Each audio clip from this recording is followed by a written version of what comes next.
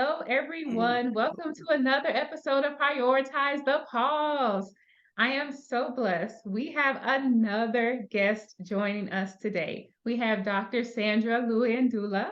I'm going to have her introduce herself because she will do a way better job than me.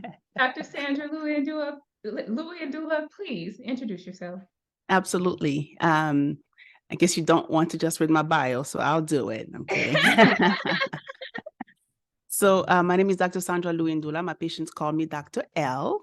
And I am double board certified in family medicine and lifestyle medicine.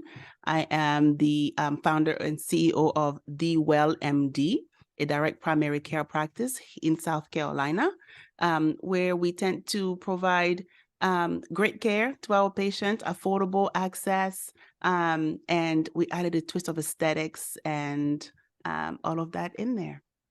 Ooh, I love that. Yeah. And I know we're going to talk about cooking and just a healthy lifestyle, but there's something about seeing another physician have their own business.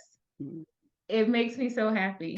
Do you mind just taking just a moment to let us know about your journey as a physician, creating your own business? Ooh, it's still a journey.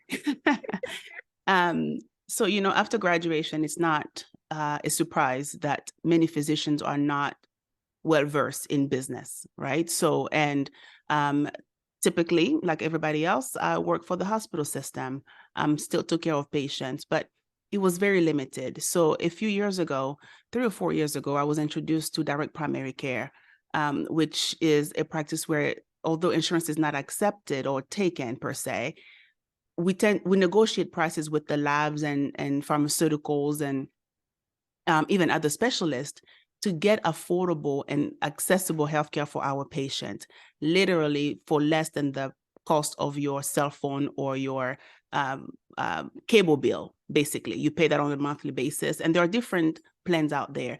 But long story short, I went from hospital medicine, introduced to direct primary care within a different organization, which was wonderful. But there was always a pull to do more. And so that's when we created and founded the Well MD, which is based on John 4. It's actually based on a scripture, because for us, it's another way of doing ministry, actually. And so we do primary care, and we're adding aesthetics. We even do immigration medical exam, but we do all that with one purpose in mind. One of the purposes is to fund a nonprofit so we can continue to do mission trips. So, right, you've heard it before, salvation is free, but ministry is not. And so because we want to keep doing missions, we really use the Well MD to keep fueling that so we can keep up. So that's how we launched the Well MD, officially launched in 2022, but we've been in the background for a while before that. I love everything about that. And we're going to definitely have a separate episode to dive into that more, because I was not expecting all that in the answer, and I need to know more, but I'm going to stay focused. Yes. And ask you the things I said I was going to ask you. So the purpose of this episode today is really to focus on how to create a healthy lifestyle. And not just in the traditional way that we always talk about, like going to the doctor, things like that. Of course, you need to do that. But what are some other components? So, one, you already mentioned, you talked about your faith. And I would love for you to kind of tell us a little bit more about the impact of, or really the impact of faith and creating a healthy lifestyle in your patients and yourself. How does that work? One of the scriptures I love, because of your show, Prioritizing and Taking a Pause, is Psalm 46:10. Be still and know that I am God. Yes. And that's the scripture that kept coming up. When I saw when we decided that we were going to talk today, be still. I'm like, okay, be still. Sometimes you just have to pause, all right? So we have so much noise going on. We have business owners. We have so many things we have to prioritize. But if I don't take a second to be still, then I don't spend time with my children, which I have three of them. And I don't have time to be there for my family, for my husband either, and for friends, to be honest. And so it was very important for me to incorporate that, which is actually one of the pillars of lifestyle medicine, it's not just going to the doctor, like you say, it's not just taking medications, but if I can teach you a healthier way of eating, it's mostly whole food, plant-based way. Yes, you can eat great, but you also have to have social connection. You need to be around people. You need to know, hey, you know, I need to kind of decrease the some substances that I'm consuming, such as alcohol. We want to decrease that. And so it's a bigger, broader picture than just seeing the doctor. And in that, being healthy in general, it's also talking. So I have the time now more than I ever did in any regular practice to sit with my patient and have a conversation. Yes. I can treat you for anxiety and depression, but if I know the root of it, I'm more likely to help you better than just give you pills. I love everything you just said. One, the being still part, I used to have, I don't know if it's on this desk, it was on one of the desks I had in my other practice. One of the nurses gave me a placard with that exact verse. And every time I would walk in the office, I would see that. So when you said that, I literally got goosebumps just thinking of it. I was like, is it near me? Where is that? I have to find that and put it back up, because that taking the time to really be still and to pause so that you can reflect, so that you can pray, so that you can read your Bible, so that you can find that connection, so that you can plan the time to do the things that you need to do to be healthy. Correct. And being able to pause and have enough time that you mentioned before in the doctor's visit to actually have a deeper conversation to know what's going on. Correct. I remember when I practiced traditional medicine, somehow anytime I needed a longer period of time with patients, it happened. Like when we needed to have that deep dive conversation, that was more than just, oh, high blood pressure diet. Correct. Oh, something's going on with your family. And that's why you're not taking your medicine, or that's why you're very anxious or depressed, or That's right. okay, now we can do something with that. And just being able to connect, slowing down, being still enough to have a heart-to-heart conversation with another person I mean, I don't know if it's equivalent to medicine, but it definitely It is medicine. Yes, yeah. That's right. It is. Thank you. Thank you for that validation, because I needed it in that moment. But really, honestly, there have been so many times when just having a real heart-to-heart connection with someone and them being seen and being validated is enough. Yeah. They feel seen, they feel heard, they don't feel rushed. And you'll be surprised they walk out of there not needing to take the blood pressure medicine. Yeah. Right? You have a diabetic who's homeless and you keep giving him 120 units of insulin. Well, he doesn't have a fridge and he sleeps in his car. Exactly. Until you have a chance to sit with them and talk, we don't always know where to help. And being still, sometimes I'm not talking, I'm just listening to what you have to say. And in there somewhere, you find which areas that patient or that client really needs for you to target. And you miss it when you don't talk and you're not still enough to listen. Yes. And even, of course, in the doctor-patient relationship, but even incorporating the stillness in life.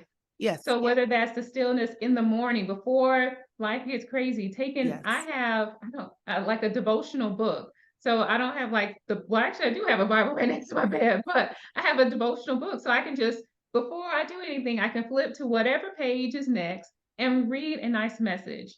And that just sets the tone for me for the day before I go out. And who knows what's going to happen in the world. Correct. But one of my first thoughts is whatever is on that page on the devotional. It's like literally one page. It's not a whole chapter. It's one page that can just really set the tone. So that's one way of incorporating the lifestyle. Journaling, or even because we're talking more about the heart-to-heart connections, cultivating that group of people whom you can have that conversation with, whether it's in your church community, in your local community, in your family group, but having that social connection is a way to improve your health overall, because it's isolation and being alone that definitely can impact health. And then within the community, and you mentioned your devotion time in the morning. For me, it's joining a group of what I call prayer warriors, basically, Yes. right? So I join a group in the morning and everybody prays. And there are times where you need someone to agree with you, or to pray for you, or to pray with you, or to just let you know it's okay, to validate something. And you find connectedness within a certain group, right? Yeah. So you're right. It has to happen in life as well. And for me, if you ask anyone who knows me, it's in my kitchen most of the time. That's a happy place for me. Oh, yes. And that's actually a perfect segue to the next part of really taking the intentional actions towards your health. And that is what happens in the kitchen: cooking, preparing your foods, understanding the ingredients of what it is that you're putting in your body. Could you give us just some simple tips that you go through with your patients on how they can start actually having more home-based food versus eating out? Yeah, so I actually have a little book that sometimes I'll print out or email to my patients, because when they, if they have, any chronic medical conditions and we really want to target more lifestyle changes, it can become very overwhelming. And then it can become quickly expensive, because someone can go to the extreme and empty the pantry and go buy everything organic at Whole Food. What a $500 bill will only last you about a week, and then you give up because it's too expensive. And Mhm. so to make it less expensive and to kind of break the monotony, because then you start eating the same thing. People go for salads first, and then they get so tired of salad. And so in that book, it actually breaks down. It was actually one of the books from Lifestyle Medicine. It breaks down the recipe and the ingredients and even the cost of them. Well, back then it's not as accurate anymore, but Inflation. yeah, you can have a meal for $150 for the week. Now, Mhm. if you eat out every day, that's expensive, right? And so we have smaller, small steps that we take, and I give them some recipes. There are some who still want to eat salmon, so I give them a different salmon recipe.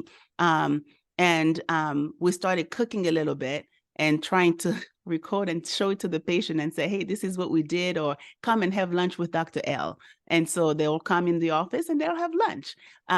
But we teach them small things, eating more fruits and vegetables, and how to prepare them so that you're not getting rid of all your nutrients within that food.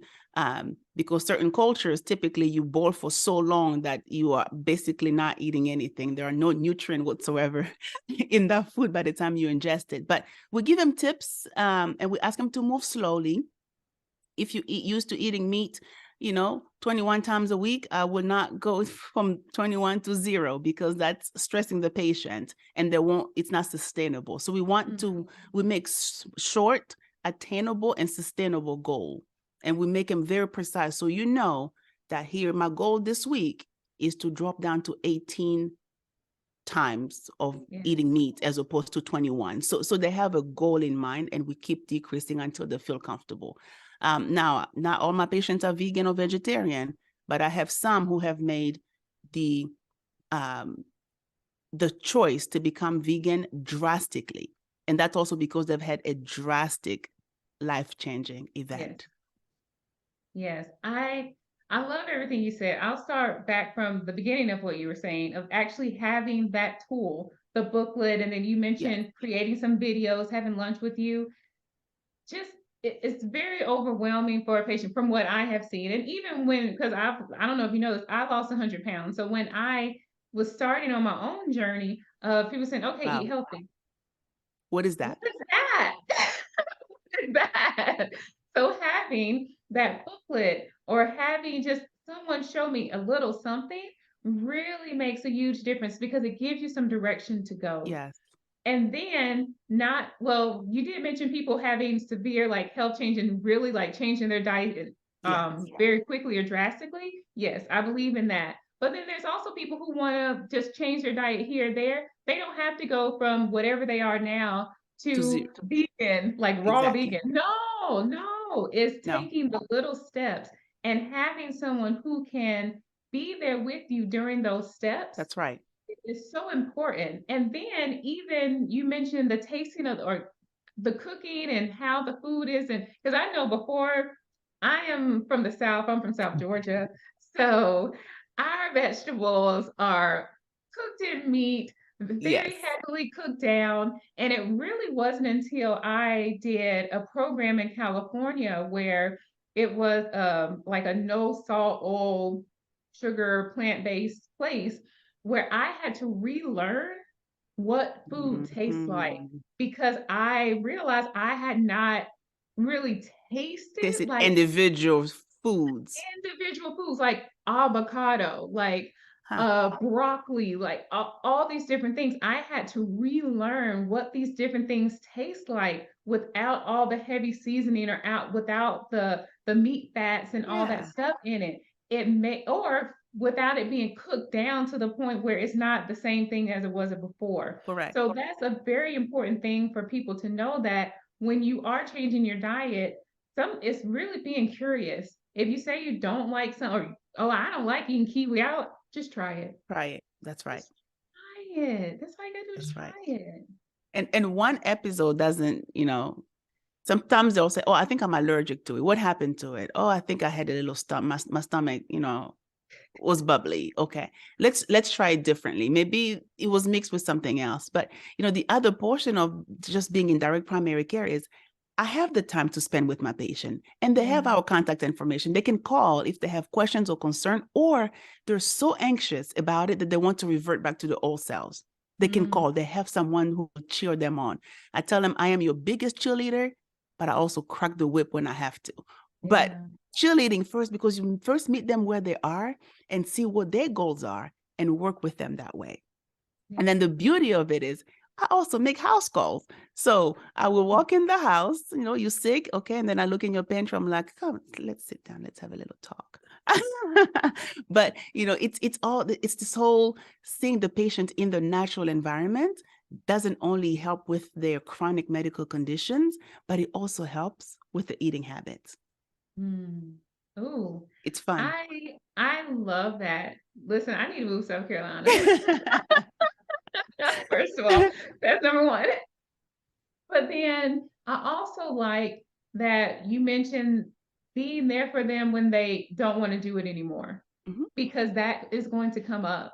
Yep, When you're changing your diet, when you're going from one thing to another, there's going to be times when it's like, nope, let me just go on back to whatever it is I that's was right. doing. I tried, maybe they somehow failed at something or had a backslide. Oh, let's throw the whole thing away. But having someone who will be there, like, no, no, no, you got It's this. okay. Mhm. It's okay. Let's just Yep. make this change here or there. It's so important to have that person on your team who remembers and who knows the goal that you You have for set. yourself Mhm.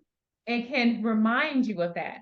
Because that's what people forget. You need someone to remind you of that why, of that goal, of that what you're trying to go towards, because you're going to have those hard times. So I love that Yeah. you're able to support your patients in such a beautiful way and being in the home Yes.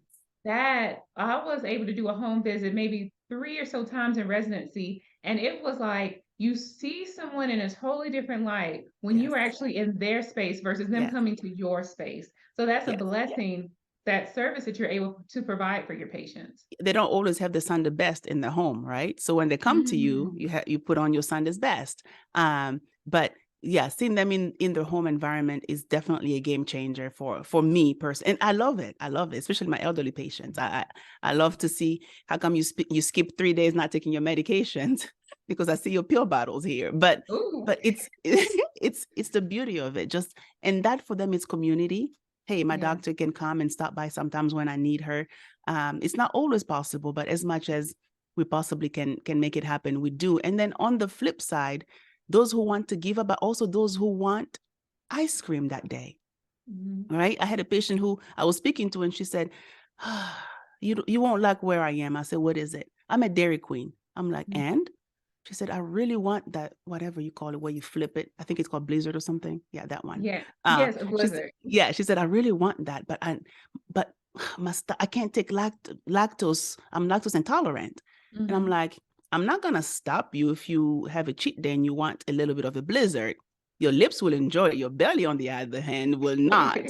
But and so she was hesitating, and I was not there to tell her yes or no, but she knew that if she wanted something, she could enjoy it. So Yes. just because you change your lifestyle doesn't mean that you can't have that thing you love as long as you don't have it consistently and you know that you have a goal to meet. As soon as you said that, it took me back to Habakkuk, write the vision and make it plain. So when you tell me your goals, it's like you and I have written your vision. Yeah. So if we keep looking at it and referring back to it, it keeps bringing you encouragement to keep going until you meet that goal. Yes, I love that. And I love that you don't have to be perfect. No. That is a lesson that I had to learn during my weight loss journey, is that need for perfection, but it's not possible. I mean, maybe it's possible for somebody, but it's not possible for me. Too much pressure. Congratulations on 100 pounds, by the way. Oh, Yeah, thank that's a you. lot. Thank you. Good work. Yes. But yeah, it's just too much pressure. But as soon as you take that pressure off and knowing that, it is available, but I have my goal, That's right. I'm moving towards this. And even like with me, I can say one of my favorite foods is cupcakes, but I literally only eat cupcakes from one place. I usually go there like once every 2 months or 3 months to go get that cupcake. But I know that when I want it, and usually it's about in 3 month interval, I'm gonna have that cupcake. But that's one eating experience out of however many you have in a month or 2 months or 3 months. Yep. So giving yourself that grace or that space to be able just to have that is okay. But That's right. always going back to the vision, always going That's back right. to the goal, always going back to the outcome that you want. Yeah. And I tell my patient, I'm not perfect, right? So yes, I like more whole food, plant-based. Yes. But if I want a piece of salmon, I will have some salmon. And Mhm. it's when the patient sees you as a human and you are Yeah. real, because if I have a patient who's overweight, the ideal weight could be me, but I have to tell them, hey, if I want some French fries, I will get some French fries and I will eat all of it unapologetically. Yes. But it happens once in a blue moon, right? So it's not a lifestyle. That's why you make it a lifestyle, that which is healthier. Yes. And on those days when you want something else, I don't tell you no, because guess what? I do it too. I'm human. Yes, I have one more practical question and then we'll wrap up. So, one thing we mentioned was like spices and cooking vegetables. I know with my patients and being from the South, we will spice some things down and, like I said, prepare the vegetables with meat. What is another alternative way of preparing your food without it being heavily spiced and salted down, or having the meat as that spice base? Yeah, so usually I stick to salt and pepper quite a bit, and garlic is one of my favorite things. Garlic and onions. In my household we meal prep once a week, so I will cook once a week for the whole week, and that can be intimidating for some people, but it is my stillness place, right? That it's for me, it works. But I don't season heavily. So salt and pepper usually are my things to go. My patient with inflammation, so I ask them to add some turmeric to the food, whatever they're cooking. So add a little bit of turmeric to either your smoothie, or if you make, tofu scramble or whatever it is you're making, add turmeric to it as an anti-inflammatory agent.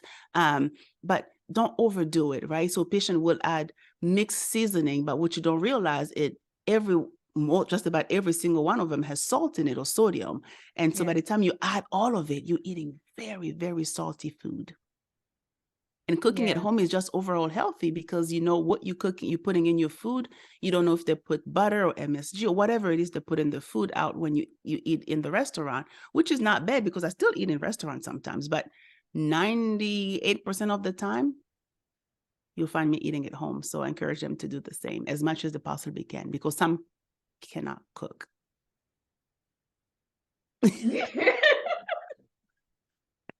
Me. That's why I was asking some of those questions.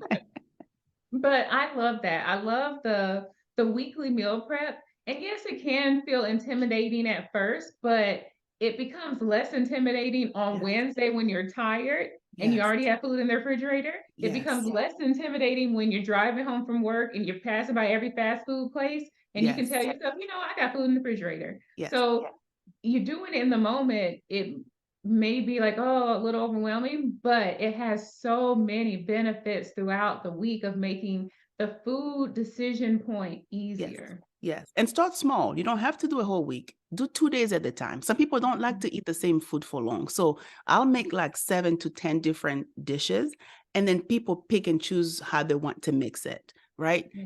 But that's how it works for me. But if you cannot eat the same food more than 2 days, then make a smaller quantity. But at least for 2 or 3 days, you set. You don't have to worry about your children. Mom, can I have McDonald's? Can I have this? No, you can't have fast food because you have food at home. It's prepped. And if you have a meeting, we're working parents, and a patient runs longer, you don't have to worry about spending an hour trying to figure out what to eat, spend another hour at the grocery store trying to buy it, then just to get home to realize that you forgot 3 main ingredients because of that recipe that you wanted to make. And you should just spend 3 hours that day after work trying to make one meal. So start small. I love this. Dr. L, you have been such a blessing to be on the show. If you could leave us with one last tip or anything you want to let us know, and then we'll give information about how people can follow up and connect with you. Just one last insight you want to leave with the audience. Move in your own pace, at your own pace. Don't follow anybody else's pace. Yes, Dr. Bruce Smith in front of you may say she lost 100 pounds. Yes, I'm going to do it. Well, you don't know her journey, right? So move at your own pace. Connect with someone who will help you with not just health, but nutrition as well. And you're not alone. Find a community, but ultimately move at your own pace and be still. Yes, that is I love that. Perfect way to end the show. Dr. L, please tell us how people can connect with you, people in South Carolina, how they can join your practice. Let us know everything. Yeah, so the website is DWell, THEWELL-MD.com. Patient can enroll online, or they can call us and we'll be happy to walk them through. There is a meet and greet on the website as well. So people who just want to learn about our practice and how we do medicine, they're welcome to click on that link. We are on social media as well. We are DWell.MD on Instagram, and then we are DWell-MD on Facebook. We're on LinkedIn as well under my name, Sandra E. Luyindula, as you see on the screen. But yeah, call us, follow us, and we'll love to hear more about you. And if you're in South Carolina, come and join us on one of our walks or the many activities we plan to do throughout the year. Well, thank you so much for being on the show. Everyone, please connect with her. All of her information will be in the show notes. So if you weren't able to write it all down, don't worry, all in the show notes. Yeah, thank you so much for having me. Of course. You have a wonderful rest of your day. You too.